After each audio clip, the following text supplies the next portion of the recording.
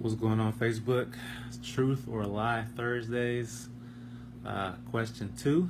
I'm not going to introduce it every single time because that would be redundant, but follow up to the last question.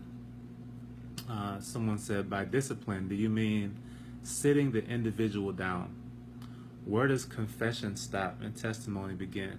So this is basically a follow-up to the question about homosexuality. How do we get homosexuality in the church, and what do we say to the parents, and what do we say to the ministry, the congregation?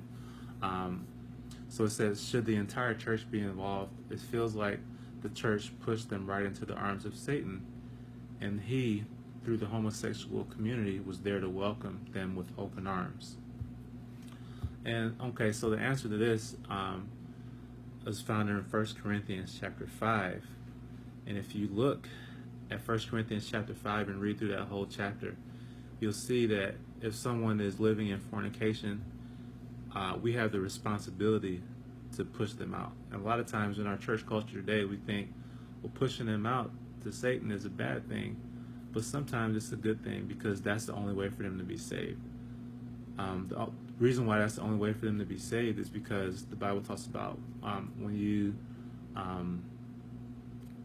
when they get pushed to Satan and they get destroyed in their body, then they can basically turn their life back to God before they die, and their spirit can be saved. But if we allow sin just to grow in the church, their hearts are going to get so hardened, they're just going to go straight to hell from the church.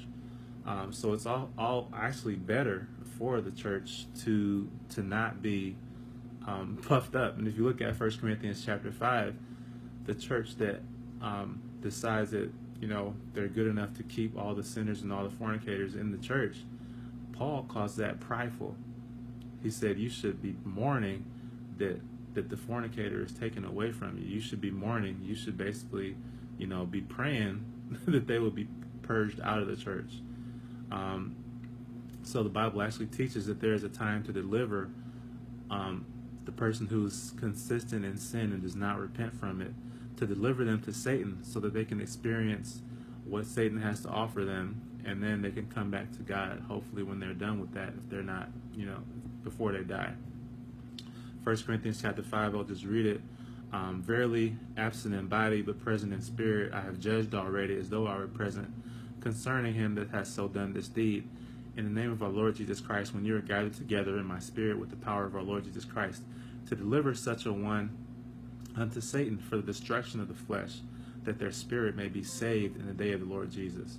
So that's church discipline. It doesn't feel right in our whole, marketing, our marketing mentality, in our American Greco-Roman system of doing church or whatever. But 1 Corinthians 5 spells it out very clearly. The church should be a place where, if Jesus is real, then he's real. If he's not, then he's not. So the church is a place where we have the grace of God, and the grace of God gives us the power to overcome that. And if we choose to reject the grace of God, then, church discipline, that's how it goes. And I'll put a link in this question to an article that fully describes all the steps of church discipline, and hopefully that will help.